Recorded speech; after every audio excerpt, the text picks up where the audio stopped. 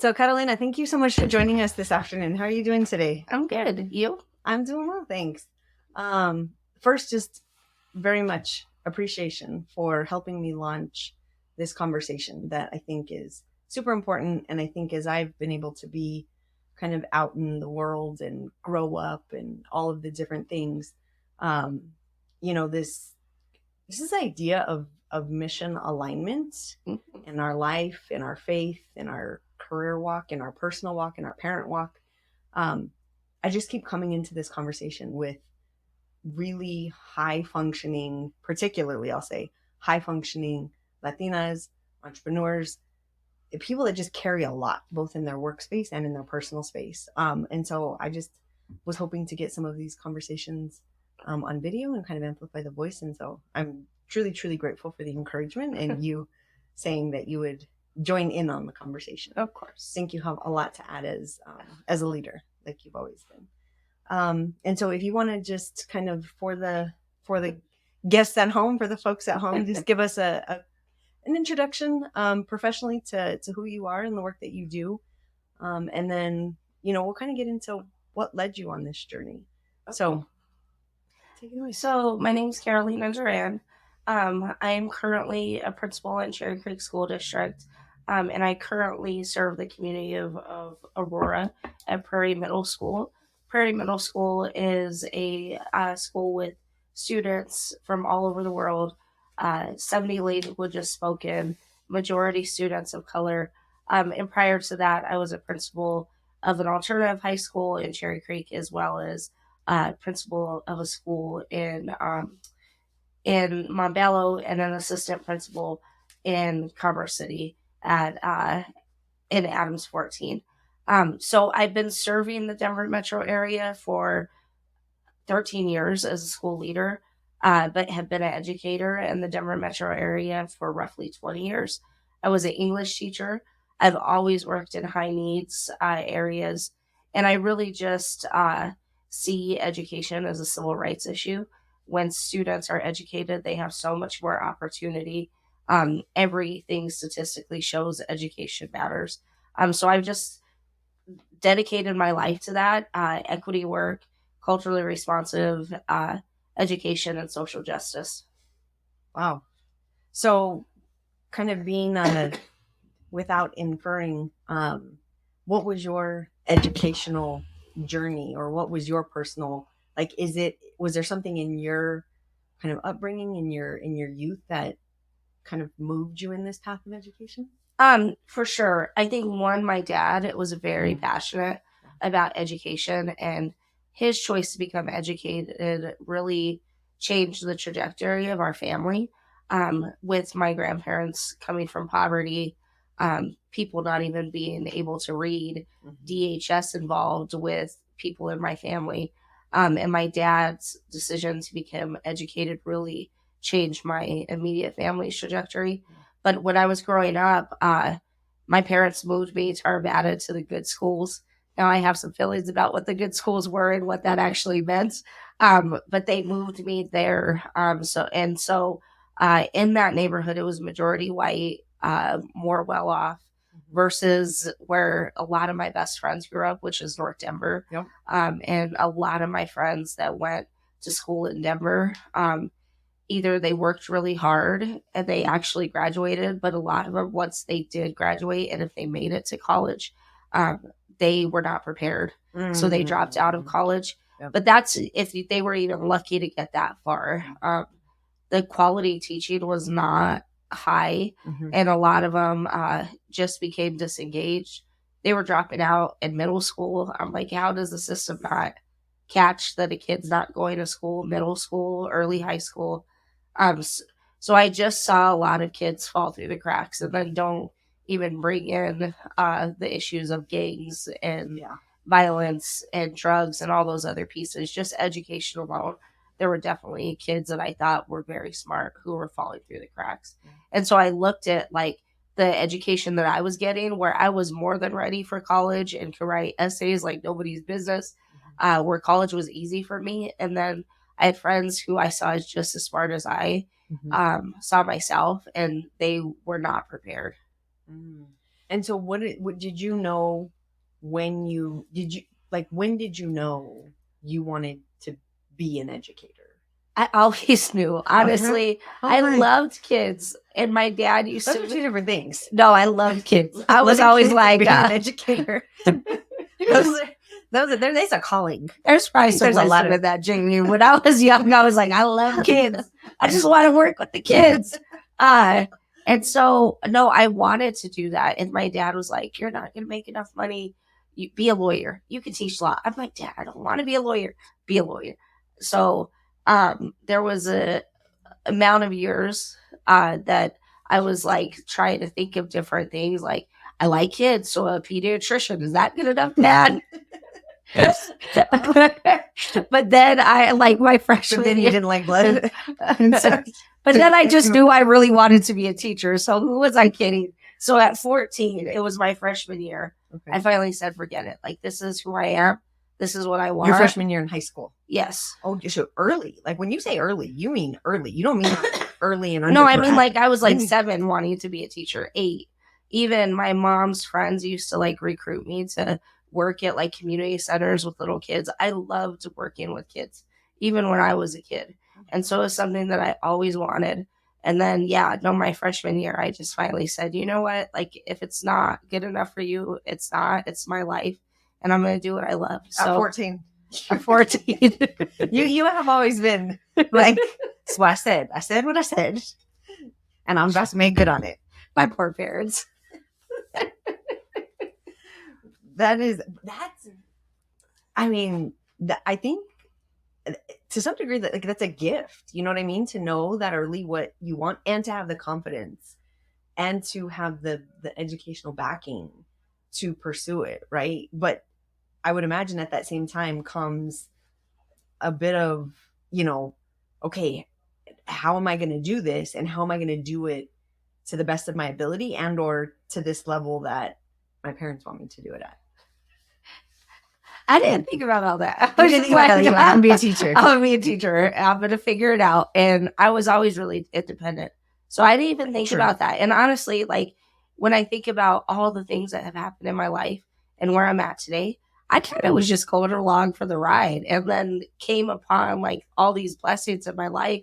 But everything just was one day at a time, one step at a time. And I think about that, and something I mentor kids in, because those thoughts, like what you're saying, like a lot of times kids get so overwhelmed in the big picture. And when you look at the big picture, you feel this little, and it's overwhelming. And so one of the things I think has made me the most successful in life is just one day at a time. I know where I'm going, but I know that I can't take on all the days forever. I just got to take on this one day and just keep pushing forward. That's fascinating. It really is, because I've seen your success over time, and it is definitely the long game. It is definitely the long game, right?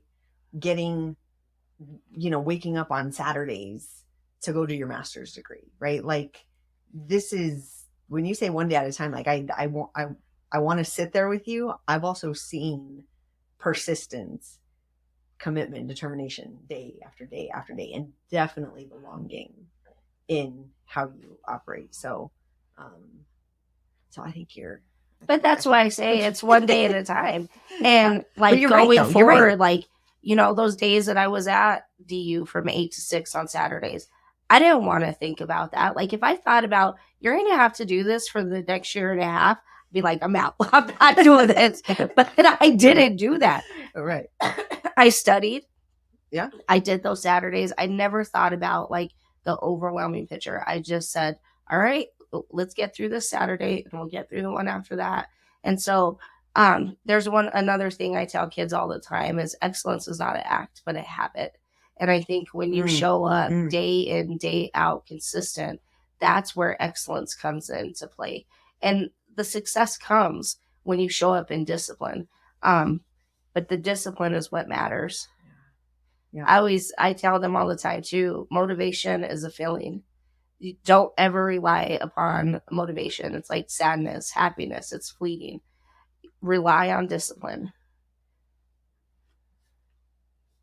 Wow. I don't think I've ever heard that. And it's so interestingly true, right? Motivation is a feeling. It's such a feeling. I'm like, well, that's very deflating. But I thought I was supposed to rely on motivation, but explaining it the way that you do makes all the sense in the world, because I agree with you. It's discipline and it's habit forming that get you able to succeed in the long game. But I've never heard motivation is a feeling. Like, don't rely on motivation. That's smart. I should just be all the smart. So when you look at so we have this kind of trajectory. I know I'm going to be a teacher. I'm definitely going to be a teacher. How have you kind of navigated? And I don't want to go all the way to where you're at today, but this path. I mean, you have 2 beautiful boys who I absolutely adore, my nephews. And how do you tie in such a massive responsibility for so many students, and as I've watched you also be just so hyper focused and intentional with your own boys? Is it, I mean, it's, and I know it's a big thing, and one day at a time, right? You're like one day at a time, but is it something where you're like, it's in my DNA, like it's in my gut. I just know, right? Or is it something that it's like, I lean on others, or I lean on my faith, right? I know that's a huge part of your center. Oh yeah, that's everything to me. God is everything, and definitely helps me navigate. I don't know with my own sons. I think one of the things, and again, habits, like one of the things that has really helped me is like I work long hours, but every night I go home and I cook and we eat together. My oldest is living his best life and does not live with me anymore. But for years, they were both in the house together, and we would eat dinner together every night. And it was like, at that time, I needed to shut off the rest of the world. I also do think it is very helpful to help raise other people's children when it comes to raising your own kids. You learn strategies, and it's like, you're like, yeah, I don't know if I want my sons to go that route, or hey, this is really good for kids, so I'm going to implement this with my own kids. But I'll tell you, you could have all the strategies in the world, and it is rough raising your own children. And literally, their number one job in the teenage years is to question what you taught them. So, so it's their job. So what you're telling me is this is super normal. Yes, it's adolescent development. Okay, there's research around it. Can you send me? But just send it to me. Make sure my girls don't get the research. I will not. I will not. I have 2 2 girls. They don't need the research. No. They don't need the science backing on why they're extra spicy. I do appreciate it, but I'm like, okay. Awesome. So how did you what was your higher ed path? Did you kind of stay local here in Colorado? Yeah, I went to Metro. I didn't really love school myself. Really? And it's something that, like, honestly really grounds me as an educator. Only, the research says only 11% of people in K-12 education did not like school. And that's not even like layering on being only 11% did not, or did not like school. So the majority liked school. Yes. And don't throw in like racial experiences, generational trauma that comes from schools. That's not even layering that in. Just 11% of people who are in education did not like school. So I didn't like school. I actually hated it. I really just did decently, so I didn't get grounded. That was my motivation. I was bored. I used to go in and take tests and look at the notes and get a B. Let me look at the notes for 5 minutes and I'll get a B, and I'm cool with it. Like, I don't need anything else than that. So I was not, and also thinking a lot about my parents too. And like, it just grounds me with my parents around like the fact that really they were only one generation that was college educated. When I was going through high school, my parents didn't even really talk to me like about, they were like, so where are you applying? But they didn't say, okay, let's go on college visits. Like, this is when you need to know to do this. Like they did not. And I also think that's part of like privilege. Like they were only one generation that got that education. Right. Whereas now I look at my friends and their kids are going to college visits everywhere. Right. Oh and my gosh. they're helping them Isn't it with their crazy? applications and they're doing all this stuff for them. But for me, that wasn't reality. Right.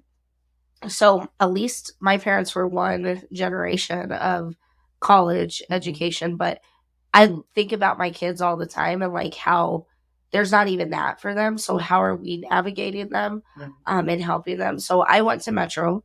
I think I probably may have went somewhere different if I had some of that support, but I was like, Metro's good for teachers. I'm gonna do Metro. That's fine. So I went to Metro. I graduated in 3 years. And I had my son. I had Sean during my time at Metro. I had him after my first semester of college. And then I was right back. He was born on the break. But I was right back in class. And they were like, wait, you have like a 1 week old baby? Which meant you were pregnant, though, going into college. Yeah. So you knew you were pregnant and you were like, I also know I'm going to be a teacher. This is my path to being a teacher. One day at a time. And I was like, I always thought, okay, so you could drop out. And maybe you make $12 an hour right now. And in a few years, you might make 14. But that's not a life. So you're going to have to grind and focus and figure it out. And that's what I did. So I was done in 3 years. I started teaching when I was 21. And then I was like cool with being a teacher, like so good with it. And then I taught for a couple of years. And I met Roseanne, and Roseanne was doing like cool equity work. And I didn't even realize equity work was a thing then. And she had the staff reading this really interesting research. And like she was actively addressing some of the racism in the school I was working at. Because a lot of the teachers were making comments about like, well, this used to be a good school before those kids got here. And so she was... I didn't know. I was such a baby. I didn't know. But she was like actively fighting that through having people read this information. And so she was the one that actually inspired me to be a principal. Now, was she a principal at your school? Yeah, she was. Okay. And we only worked together for a year. But to see her doing that work, it was just inspirational. And I was like, so I could affect the kids in my classroom. But if I'm a principal, I could actually influence others so I could affect more kids. So that's when I started attending DU and started my master's program. Wow. And then where did you go? Because I know you've had a couple of different schools. So it's not, you haven't stayed hyperlocal. You've gotten some experience at different schools in different genres at different grade levels. What does that journey look like? So I started out in middle school. And that's when I worked with Roseanne. And then I was a teacher at Inkley High School in Aurora. So now it's wild. And that's why I think it's kind of like just close to home too, of like Aurora. Like I had my old students bring their daughters to school. She is now a middle schooler at Prairie. And they got pregnant with her like their senior year when they were at Inkley. I'm like, oh my gosh, this community, everybody's connected. But yeah, I just started out with middle school. I did high school. Then I was a principal of a 6-12 all boys charter school. I spent some time in Greeley at a preschool to 5th grade school. And then I was at the charter school for a good amount of time in Montbello. Then Adams City High School again. My most recent, Endeavor, the alternative school in Cherry Creek. So yes, different alternative high school. And those kids were like between the ages. Most of them were juniors or seniors, the majority. But students could attend all the way up until they're 21. So I had like real young adults in that school setting and helping them get their diplomas, which was so rewarding to mentor young people. Like at that age, they just have some bandwidth to be able to process and really life and then set their goals. And now I'm at Prairie, which is the largest middle school in the state. We're pushing 1,500 kids right now. And like I said, it's an international school. It's so diverse. It's cool. It's like it reminds me of the East Coast. Like, you can never assume anything about anybody's identity, and everybody speaks different languages. And it's like, it's just a cool, sometimes I feel like I'm in a school in another country. I'm like, vete a la clase ahorita. Like, and they're like, yes, we understand. We need to go to class. And so that's been a really cool experience. And the district, and you just talking about purpose. I did not have to move to Prairie. The district asked me to serve Prairie, just based on need. And I decided to help and serve there because it wasn't going well, and those kids really deserve the best. And I feel like middle school is like the time that matters. Like, most kids who hate school, you ask them when they started hating school, their answer is always middle school. So if you can get them where they need to be, then it will improve their whole trajectory throughout high school. So yes, I've been at all the places and done all the things. So speaking of all the places and all the things, so we have a really good understanding now of your professional journey and how big that is in your life and how much it's played a part of who you are. But now think to your daughter role, think to your sister role, think to your mother role. In any given week, what are the roles that you play? Oh gosh. I don't know. I mean, when you already said the roles, I don't even know if I think about it like that. I know. Like, honestly, when I think about as a child, and people ask, have you really changed? And honestly, I really have not changed. If you ask my parents, they would always tell you I was the most independent child that they had. That we would be up watching movies, and the other two are like trying not to fall asleep. They don't want to go to bed. And I would be like, yo, I'm tired. Go to bed. Like, I got stuff to do tomorrow. I did not. I got applications to college. Yeah. Tomorrow. You know, my sister's a lawyer like my dad. He wanted me to go that path. Again, being very stubborn, doing what I think is important. They would tell you that, like, I'm very stubborn. And if I think something is what I want to do, I am not going to fold from that. I'm still like that. Social justice, like, I used to get so mad when I thought anything was unfair in my house. That is still at the core of who I am. I'm still a fighter. I'm still I'm such an empath, and I love people and nurturing. So like that shows up with as a sister role, as a mother, like my heart and love for humanity, I think shows up in everything I do. That's why I don't think that like it's like, well, now I got to put my sister hat on or my mother hat on. Like, you're going to get Carolina 100% genuine in every situation that you deal with me in any role. Yeah. And as a principal, I'm the same as I am, because it's so hard to be somebody else. When did you learn that? When did you get real comfortable with that? Have you always been real comfortable with that, or? I think so. I think definitely just as a human being, I have. I think when I first entered administration, like the kids tell me all the time, you don't look like a principal. Right. They call me the cool principal, or like they're like, Miss, you look too young to be a principal. I'm like, okay, so there's obviously stereotypes in their brains and parents' brains and everybody's. It's programming, right? About what a principal should be, what somebody in my role should look like, how they should show up. So I think when I first entered administration, that was the first time I felt like, is there something I should do? It was actually when I cut my hair, which I'll never do again. But even that, of like, how does that change my appearance? Does it make me look more professional? Like I belong in this role more, which is also attached to whiteness and what we think people in power should show up as. I think that was at that time, I probably was less confident in walking in my professional and my personal life. You're going to get me. But in my professional life, I mean, my personality was the same, but just being conscious of those things. And now I'm just like, I'm going to be who I am and my identity authentically, because when I do that, it gives my students permission to do the same.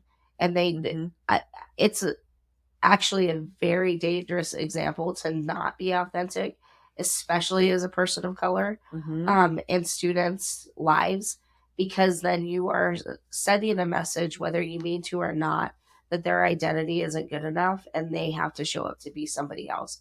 So yeah, at this point, I don't care. You're just gonna get me. It's interesting that you say that, because so I came up in higher ed, right? I came up professionally in higher ed. And I always remember being the youngest, right? I was definitely the youngest. I was definitely usually one of a handful of women, right? So I came up in a business school, right? Up in Boulder. And I was definitely the only person of color, right? In the business school, at a lot of these tables, I had my mentor. His name was Aswad, and he was there. I had my colleague, but in several of the meetings that you have to go to, right, to represent your office, like, you're there by yourself, right, with the other offices. And so I remember, and this is going to sound terrible, but I remember when I got pregnant, I felt like this is the best thing I could have done for my career. Like, and obviously I got, pregnant. It was time to start our family, but I distinctly remember being treated different. Like, I had grown up when I had gotten married and got pregnant. I distinctly remember being treated differently. Like, she's grown up now. And before that, it was always this kind of like kid, young. And so I think we go through these different moments in our life where, regardless of how people treat us or not, it's how we see ourselves. And once we make that switch for ourselves, like, this is my line in the sand. And those lines become, I think, more clear the more experience you have, or the more life you have. You feel more comfortable drawing them, versus when I was younger, I would hesitate a little bit more. But once I would draw them, I felt comfortable. Now that I'm older, I draw them and they are what they are.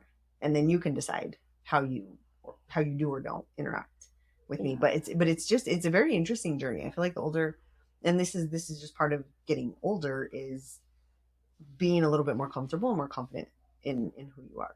No, that's the thing. I think that, like, now I have fully stepped into my power of, like, I know who I am, and the more that I am just real with people, the more they love me. Because that's the other thing that people need to realize is, like,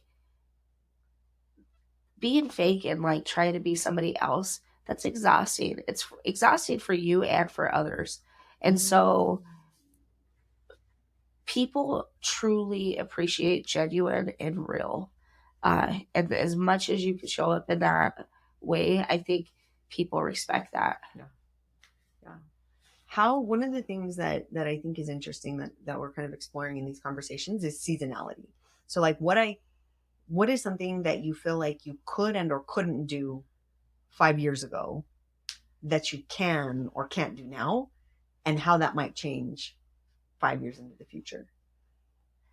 I mean, right now, I think in my leadership, so being in different districts is just wild, because every time you start in a new district, it's like you have to, like, reestablish your quality. And so, no, it's rough. It is so rough. You can have all the things on your resume, but until you reestablish yourself at a new place, even at the principal level, even like, I'm a qualified principal. Yeah, I'm coming in as principal.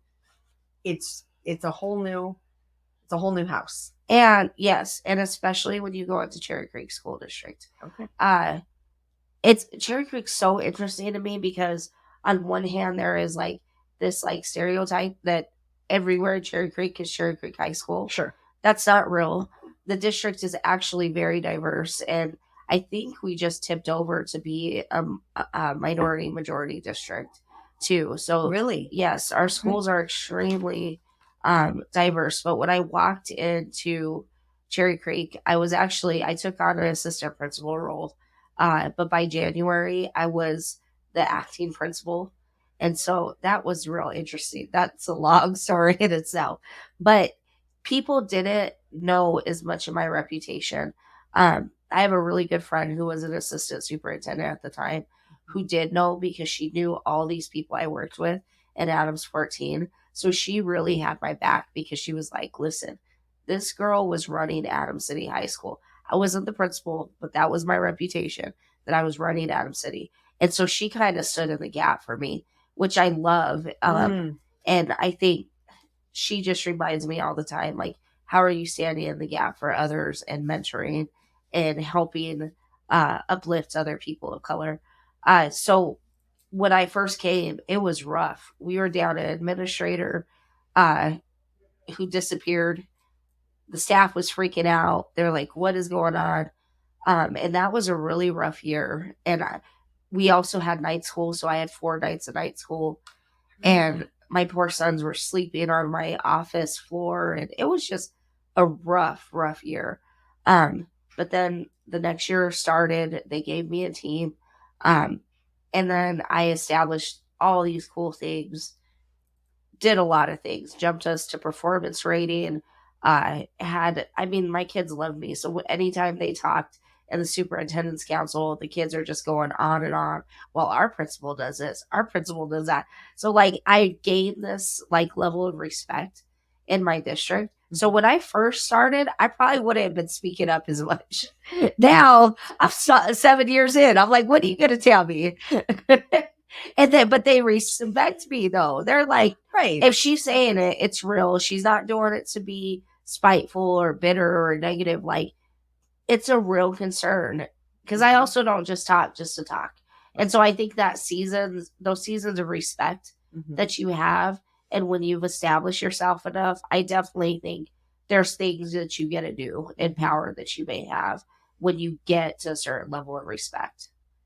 So one of the things that you've talked about a couple of times is the role that mentors have played for you, right? Where did you know, kind of coming up in education, how to garner those mentors, or did it happen? Talk about that a little bit, because I think, again, with this theme, right, of mission alignment, the whole purpose of it is building mission aligned villages, right? Like, we're not meant, fundamentally, I think, we're not meant to do it by ourselves, but we try. Well, I also think, that concept is very much a part of systemic oppression. Yeah. Like, I did not have conversations in my household about mentors at all. And my mom and my dad did serve in ways of mentorship for me, especially because my dad was such a powerful leader. And I definitely garnered things from him. But most educators, especially principals, they had people in education in their lives. They're in their families. My mom was a principal. My dad was a teacher. I had none of that. I had nobody at all that I knew who was a teacher. So I had to like really get it out the mud and figure it out. And it's not easy to figure out. Right. Schools, because there's a lot of politics. Schools are very political. And then when you look at cultural differences, I'm a brown woman. Did I mention only 11% of educators didn't like kids or didn't like school? They like kids. Didn't like school. Like school. So you walk into a system that thinks that school is being done well and that they uphold the system, right? So as a brown woman who did not like school, who saw things very differently, who's going to come in and disrupt it. Yes, that was extremely just challenging and isolating in a lot of ways. And somehow I became a principal and did all these things within that system. But man, when I think on some of my experiences on how I was treated, the comments I heard, all the things, how I was misunderstood in so many ways, and judged for my identity, like, yeah, it's just rough. And so honestly, throughout my career, I didn't have mentors.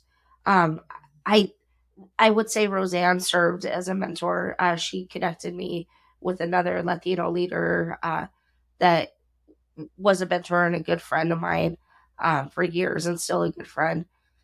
But like when it comes to like actual people that I fully identify with, it was not until I got into Cherry Creek. And Bert Gregory was the first person that I ever identified with. She's a woman of color. She's a Denver kid. She is a single mom of a Black boy.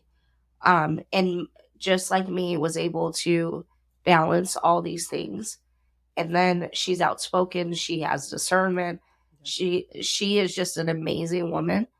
And so to get to know her, she was the first person out of all the teachers I had, out of everybody I ever worked with, that I said, wow, like that's somebody I see myself in, which is like really sad. I was almost 40 years old when I met somebody. And then Alicia Arbor was my other person. She's a principal, very powerful, authentic. God bless her and rest her soul. But yeah, like those are the two women in my life that I was like, oh, there's somebody who knows what I'm dealing with. Yeah. How important was that to find them? It was extremely important.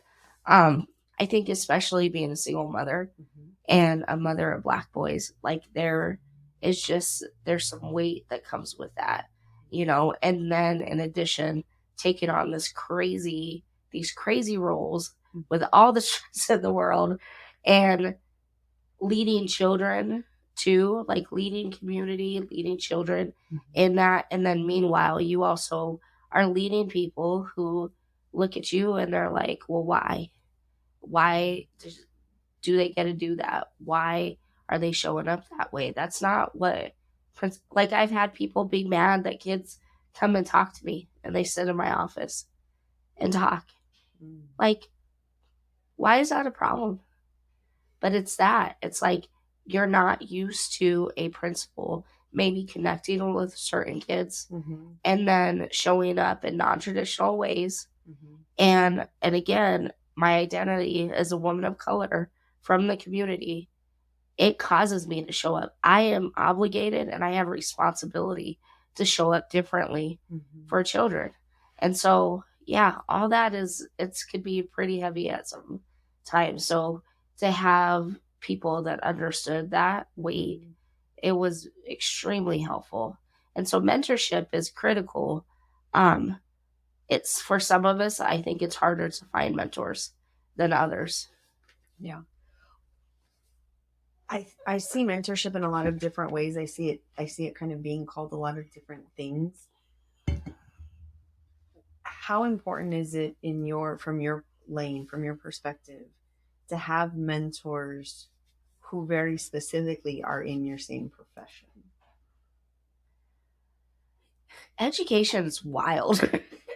I feel like it's all Are you sure it's all these things? Education.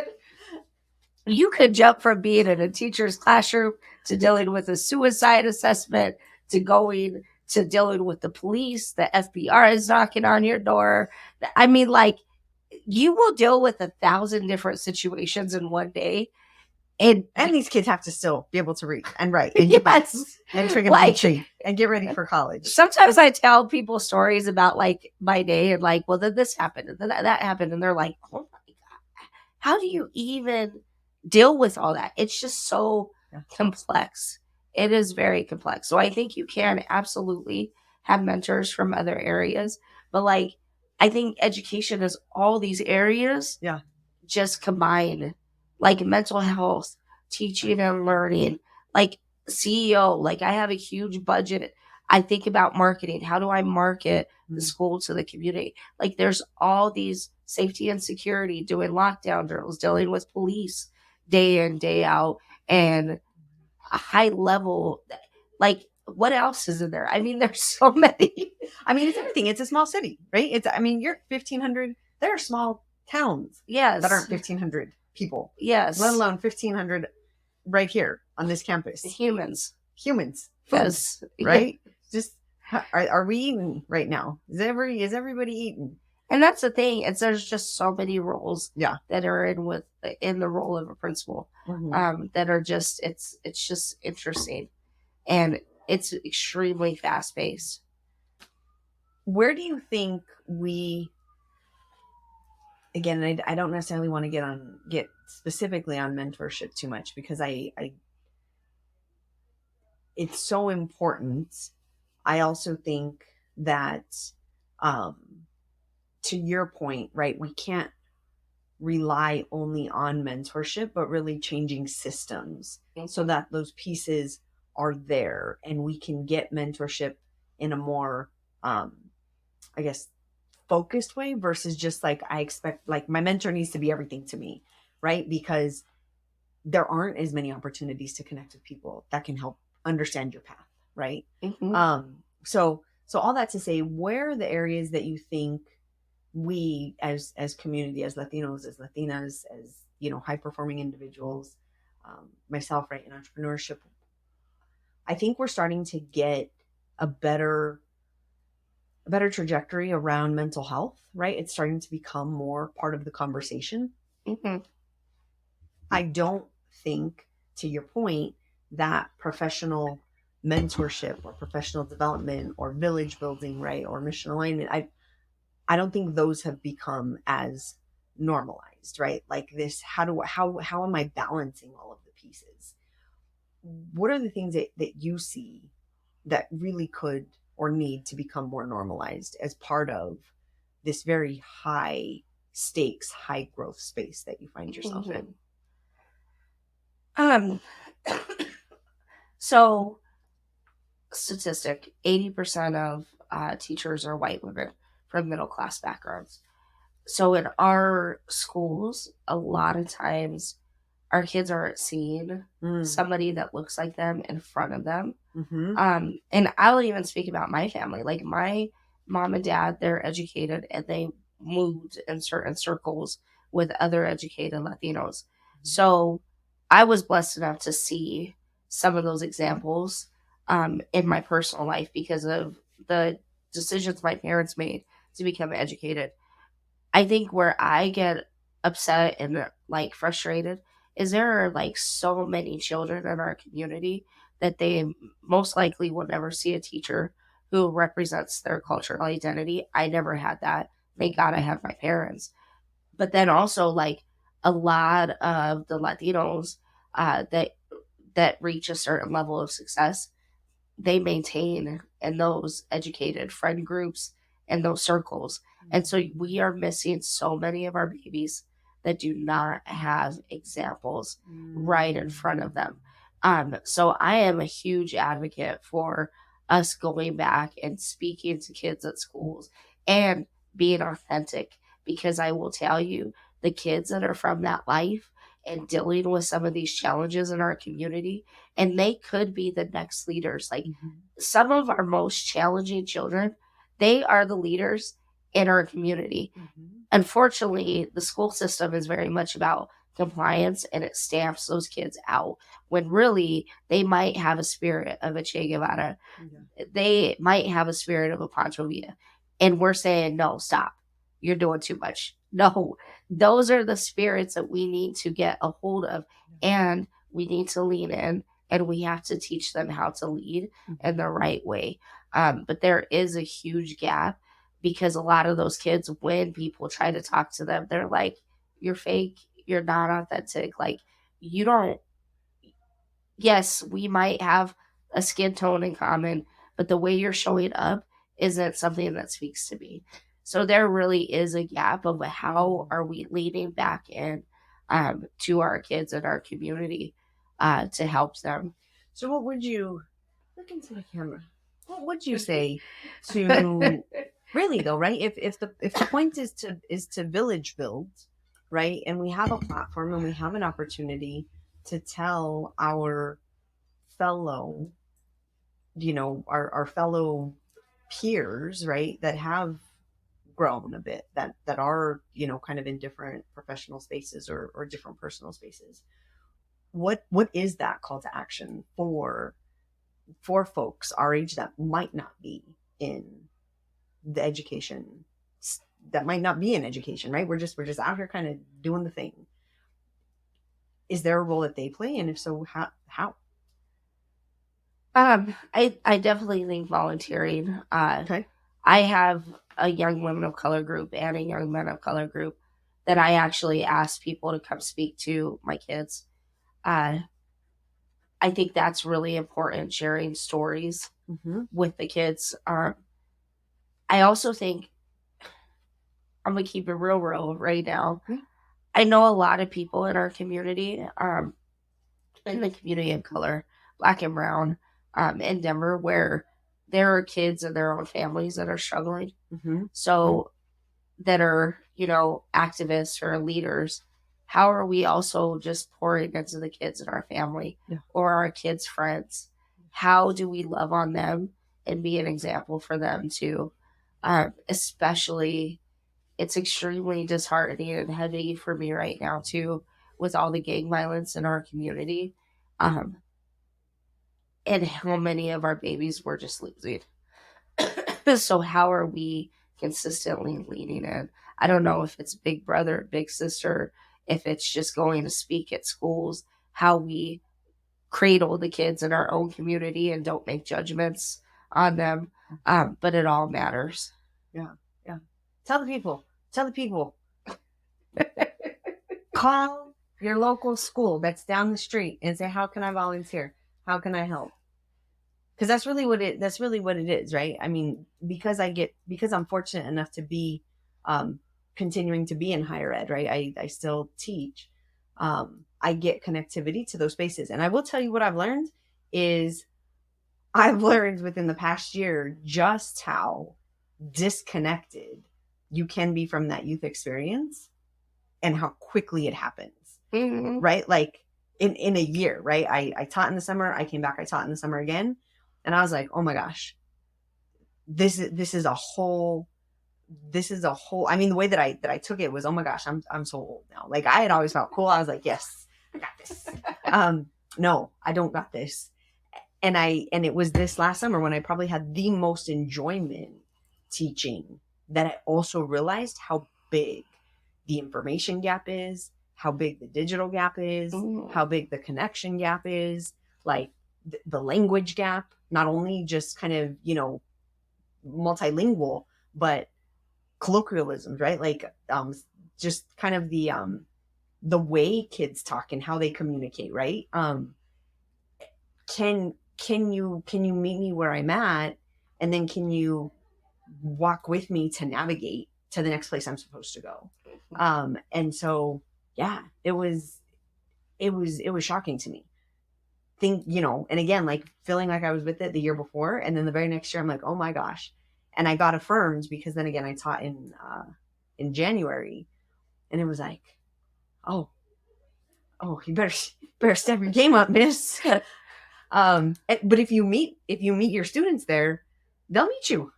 Yeah, they'll be there. Yeah, they will definitely be there. But you better show up every day, and you better show up with an agenda to build the relationship and walk the walk with them.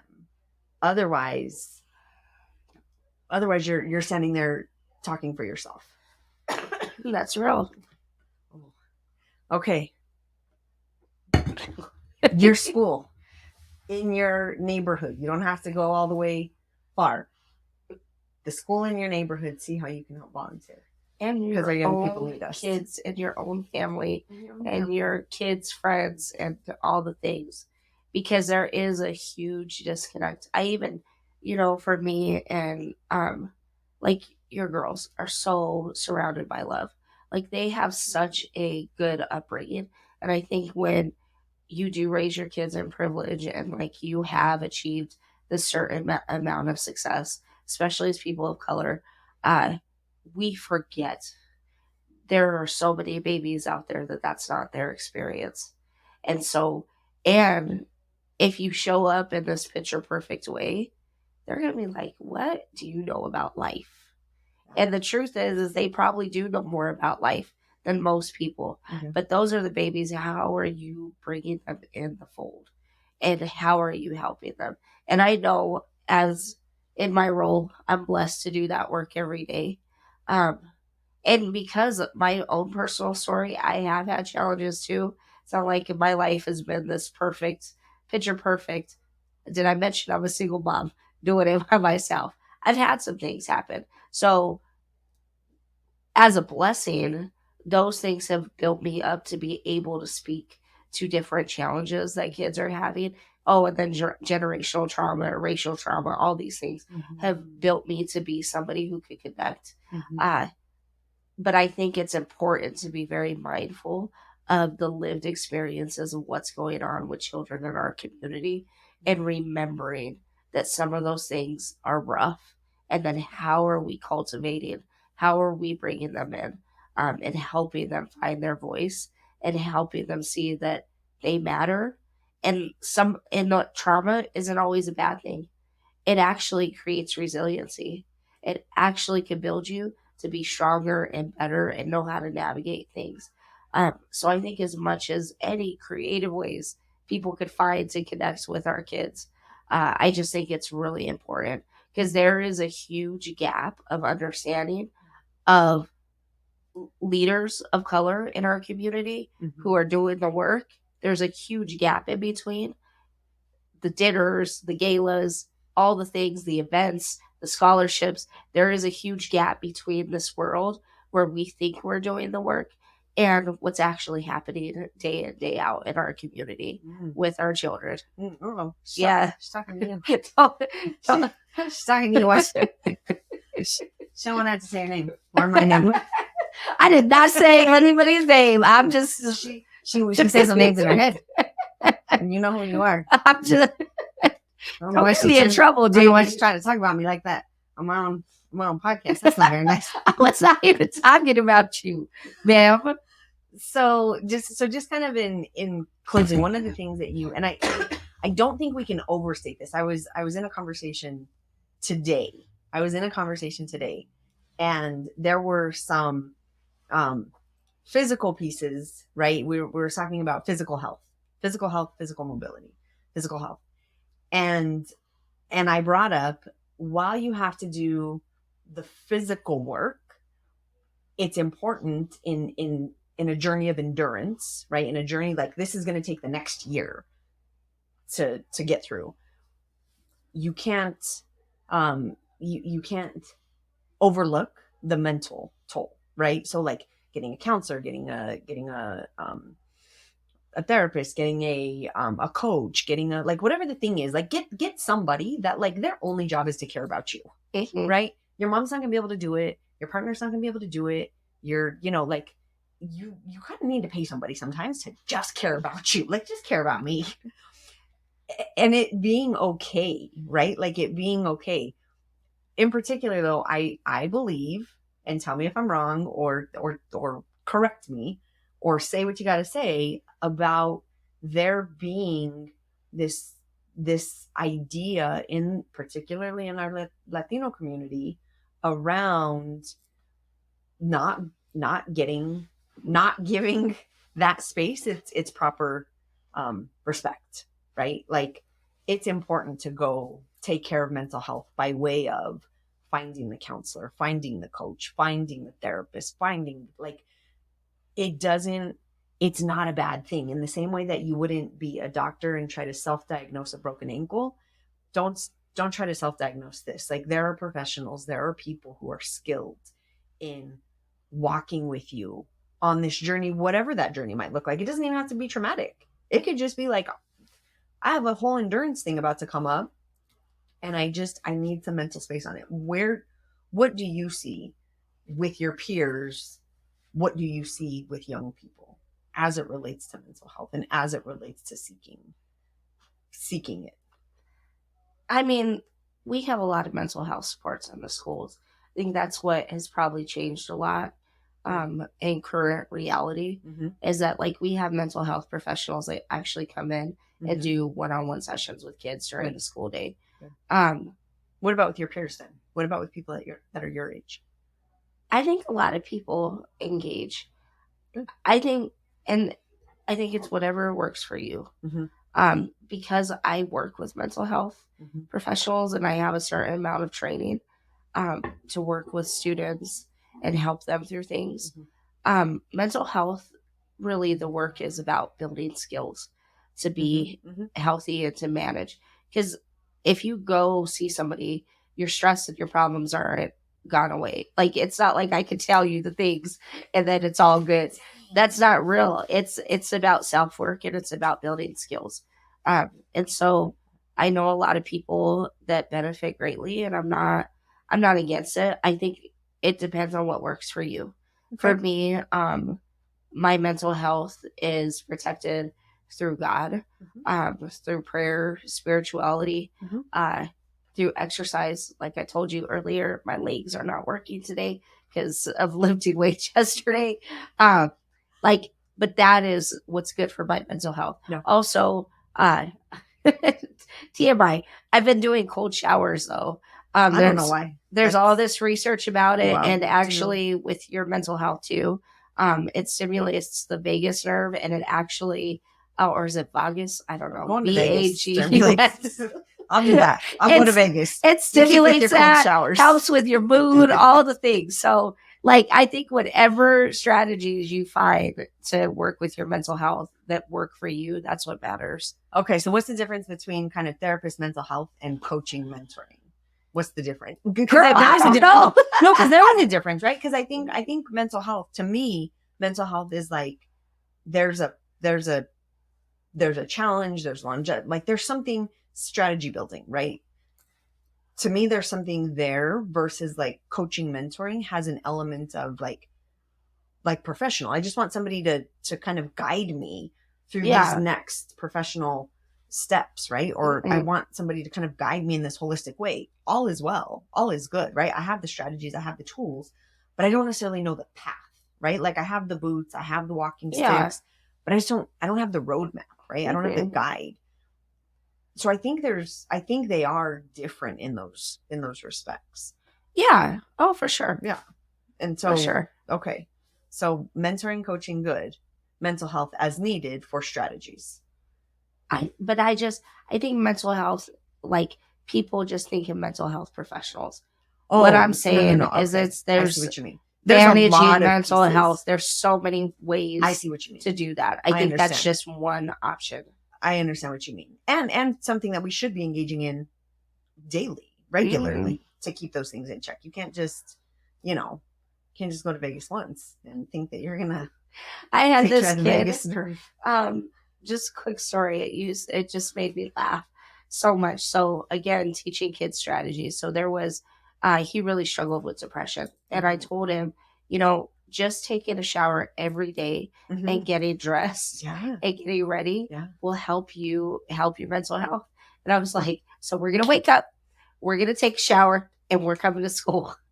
It's like this. So what you said is I got to wake up, I got to take a shower, and I got to come to school. You didn't say I had to get dressed. I was like, baby, get dressed. He's like, no, I'm going to show up here talking about Mr. Ant told me I just had to take a shower and come to school.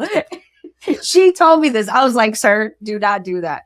So again, strategies things that matter. If these are listening too much, I'm like, they're listening. Very good. Good for you.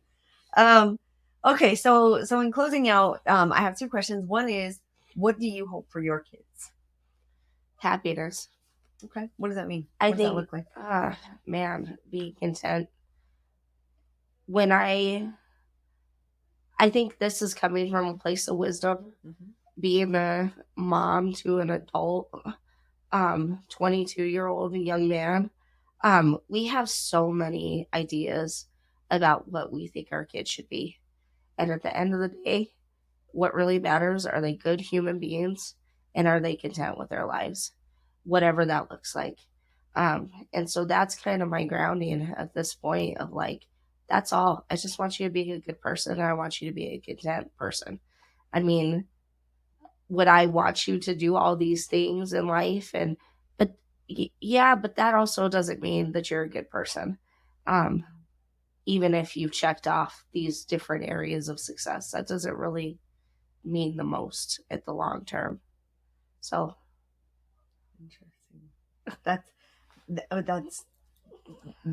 That is easier said than done, right?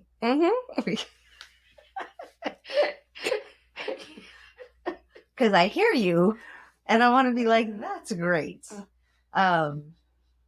Also, my babies are younger than yours, and so I know, a lot of it, I'm like, oh yeah, okay, that's, that's no Yeah. problem.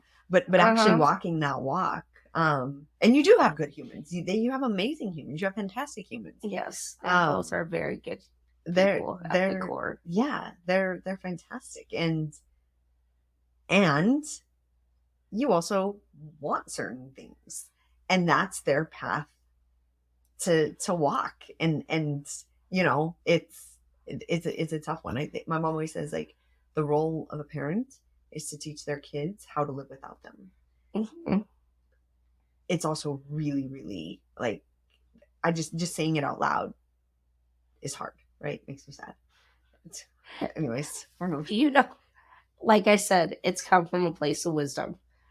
If you talked to me 10 years ago about what I would want,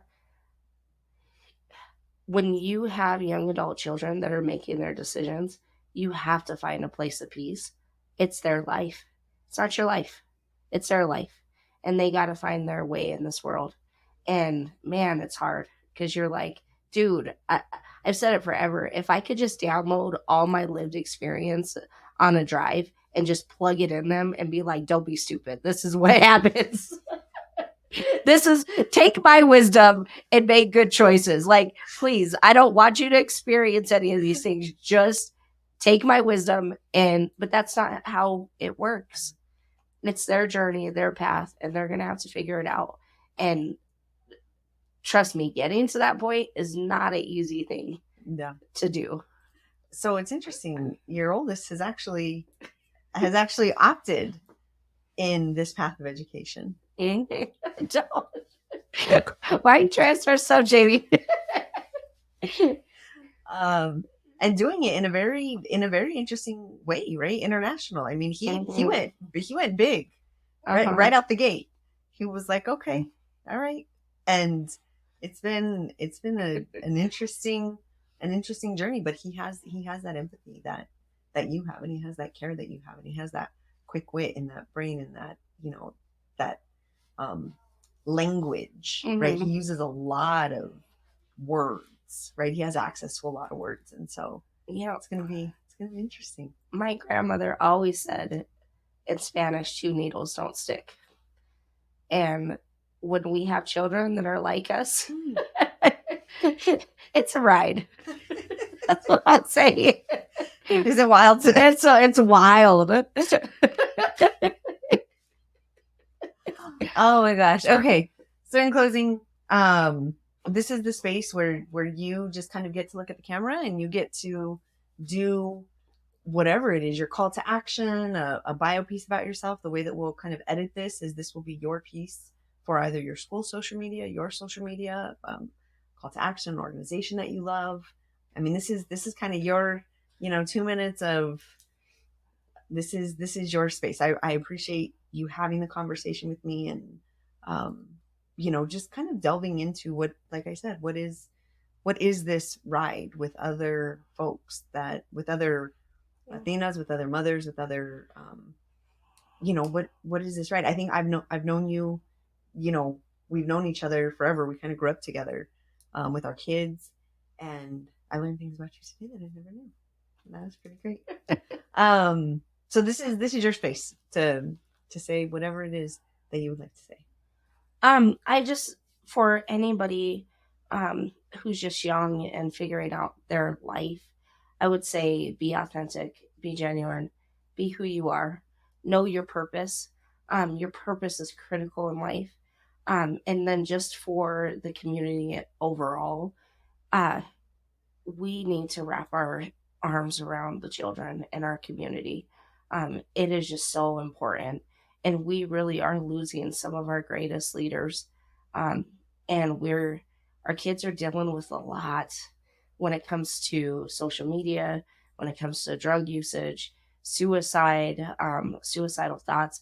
There's just a lot and a lot of challenges. And sometimes, again, I think we lose touch with what's going on in our communities. And I would just ask that people lean in as much as possible because our kids need us.